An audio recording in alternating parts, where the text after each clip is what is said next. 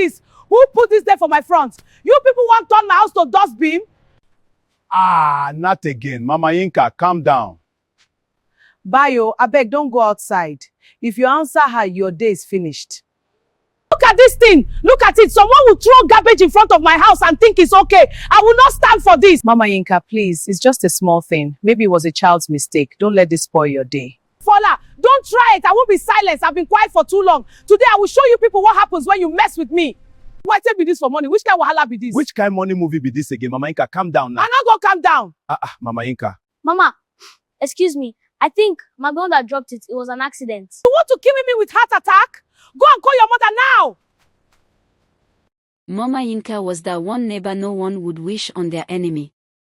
Loud, fierce, and always on the warpath, she lived her life like an ongoing battle, and the neighborhood was her battlefield. Around 2 p.m., the heat had finally settled in, and most of the neighbors were taking their afternoon naps. The air smelled like frying plantains, with the sun casting long shadows over the neighborhood. But in one of the small houses down the street, things were heating up once again. Uncle Bill had barely sat down with his newspaper when he heard the familiar voice. It wasn't as loud as the morning, but it still carried enough power to get everyone's attention. Bill. Bill. I'm talking to you. Uncle Bill didn't need to look up to know who it was. He sighed and rubbed his forehead. He got up slowly, preparing himself for whatever tirade was coming. He walked out of the house and immediately locked eyes with Mama Yinka, who was standing in front of her gate, arms folded across her chest. She looked like a soldier about to declare war. "Oh, Yinka, what is it now?" Uncle Bill asked, his voice calm but tired. Mama Yinka, who had obviously been simmering all day, let out a loud huff. "So, you think you can just ignore me after what happened this morning, ABI?" she snapped, her finger jabbing the air with each word. Uncle Bill adjusted his glasses, hoping his calm demeanor would diffuse the situation, but Mama Yinka wasn't having any of it. "This your fence, this broken fence that you've been avoiding for weeks, is becoming a disgrace," she barked. "Can't you see that it's causing me embarrassment? My visitors are coming and asking me, 'Yinka, what's wrong with your neighbor's fence?'" Uncle Bill, always a man of few words, shook his head. He had grown tired of this constant back and forth. "Yinka, we've talked about this already. The fence will be fixed, just not today." But Mama Yinka was having none of it. "Today? Why must it always be not today? Why can't it be today for once?" Her voice was rising, and the neighbors started to gather on their balconies again, knowing well that this was only going to get worse. Uncle Bill tried to explain once more. "It's just a small issue. It's not that serious." Mama Yinka scoffed. "Not serious. Not serious." Her voice was so loud that even the neighborhood dogs stopped barking in fear. "So now, I'm the one exaggerating, huh?" At this point, Auntie Fola came outside with a worried look on her face. "Yinka, please. Let's just talk about this calmly, okay?" Auntie Fola said, her voice soft and soothing. "Calm down. Calm down. Is that what you think I need?" "I've been calm for too long," she shouted. "I've been keeping quiet while you people keep treating me like I'm invisible, like my opinions don't matter." Auntie Fola, always the peacemaker, tried to keep her composure, but Mama Yinka's words stung. "Nobody is treating you like that, Yinka. But you need to stop shouting and screaming. It doesn't solve anything." Mama Yinka's face turned red, and her fist clenched. She took a step forward, invading Auntie Fola's personal space. "I'm shouting because that's the only way anyone listens to me." Mama Yinka's voice broke as she spoke, and for a split second, her fury turned into something else.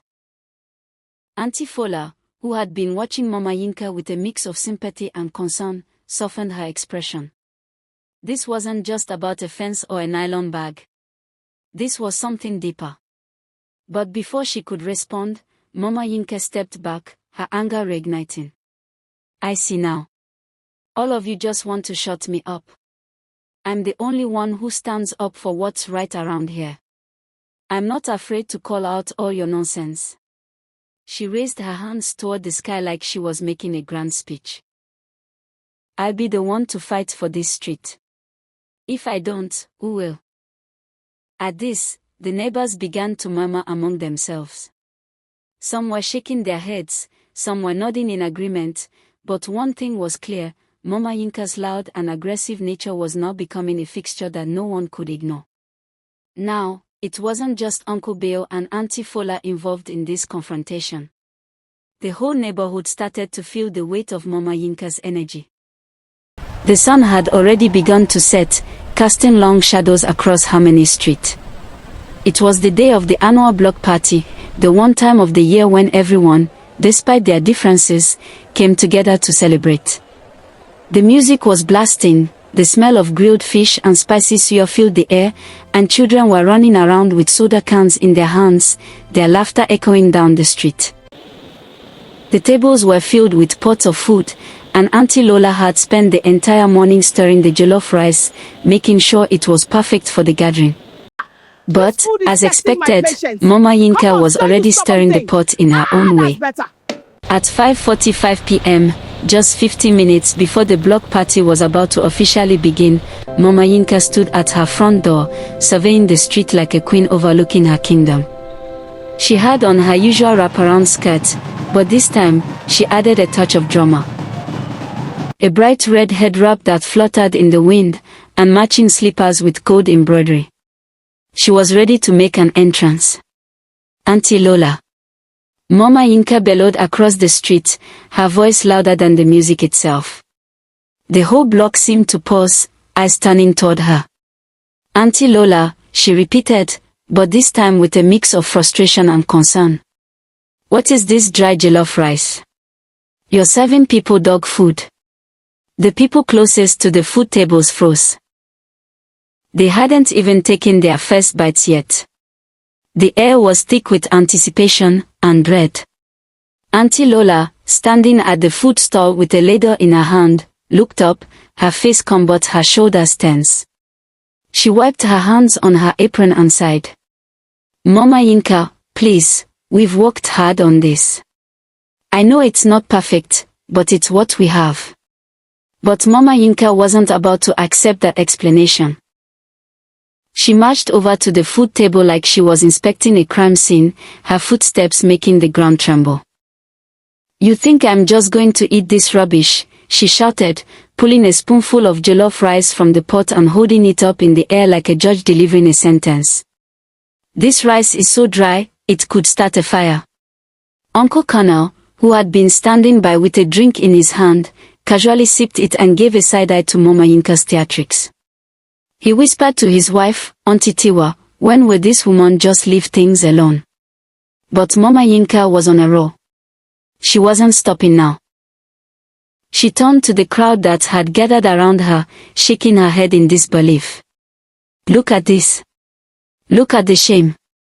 This is what they want to feed us. Auntie Lola, a woman who was typically kind and soft-spoken, stepped forward, her hands raised in an attempt to calm the situation. Mama Yinka, please. It's just food. Let's all enjoy the party. We've been waiting for this day for so long. But Mama Yinka wasn't having any of it. She pointed at the rice pot like it was the enemy. What do you mean, just food? She demanded. Food is the most important thing here. If we can't even eat well, what's the point of all this noise and music? Auntie Tiwa quickly pulled Auntie Lola aside, whispering in her ear, let it go.